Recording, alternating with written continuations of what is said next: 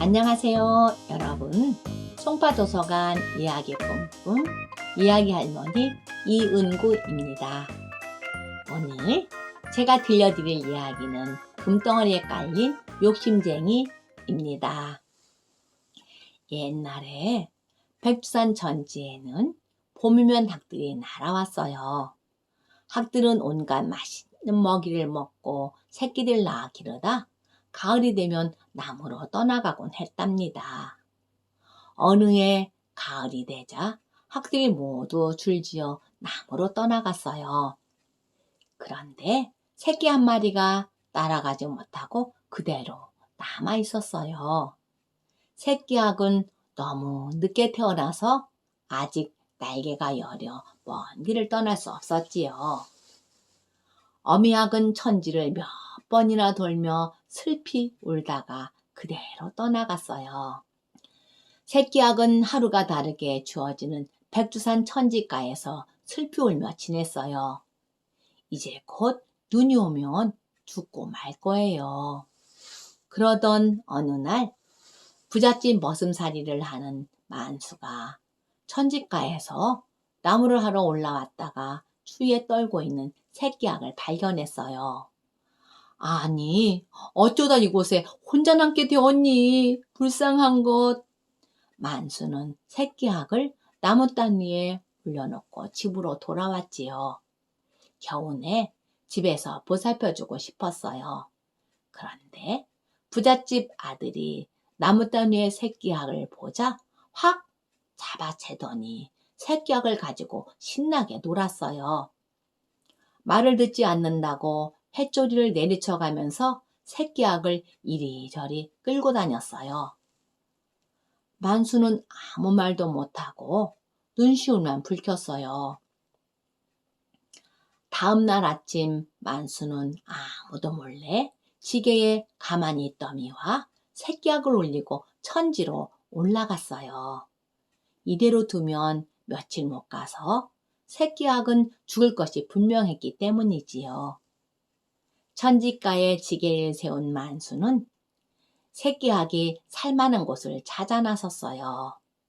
마침 절벽 위에 굴을 하나 발견했어요.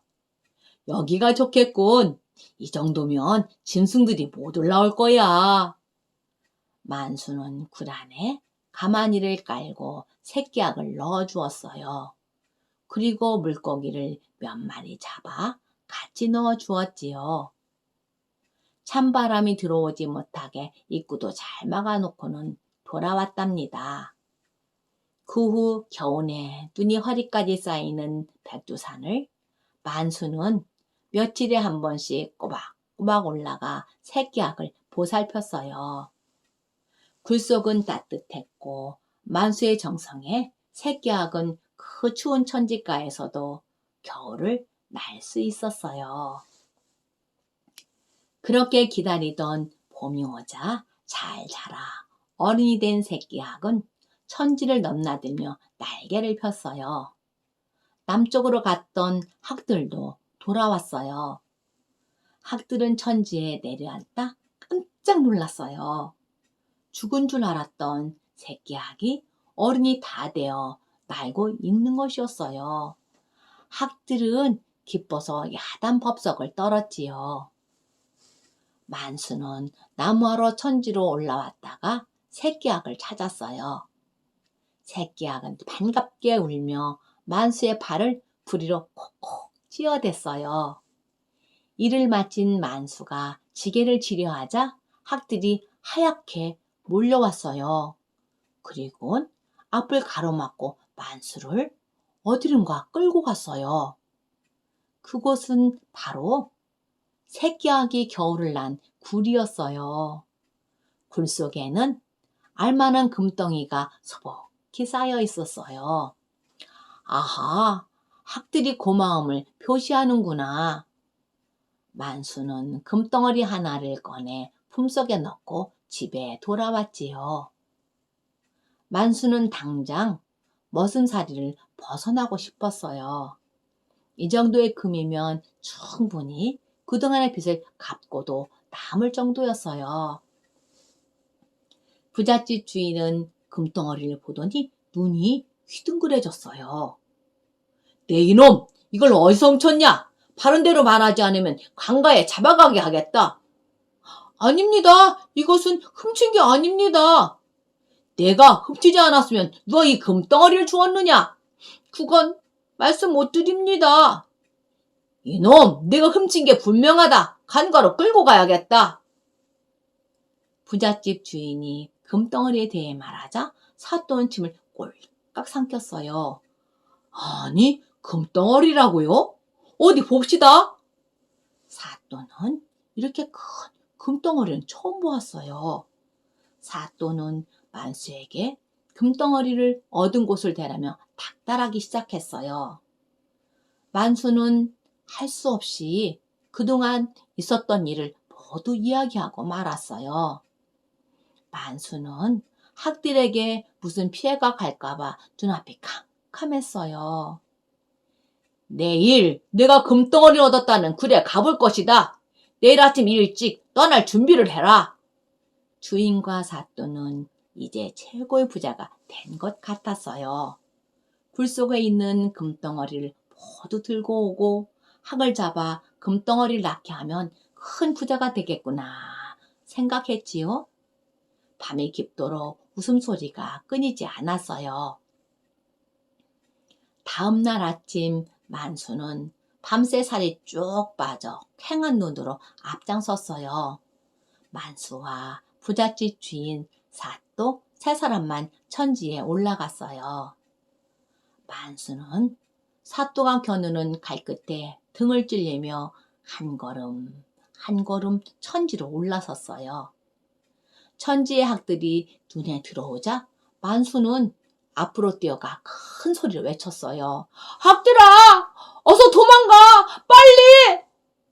그런데 학들은 하늘을 날아올랐다 다시 앉더니 대연히 고기잡이에 열중하는 것이었어요.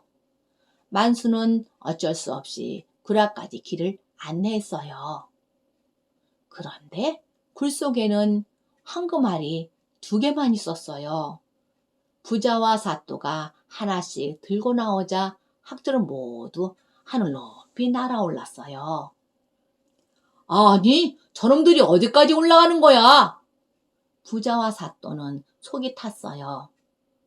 황금알을 낳아줄 학들이 하늘 높이 있으니 부하가 나 미칠 지경이었어요.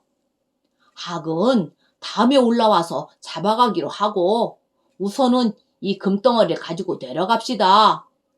부자와 사또는 아쉬워하면서 산에서 내려오기 시작했어요. 그런데 금덩어리가 발걸음을 옮길 때마다 커지는 것이었어요.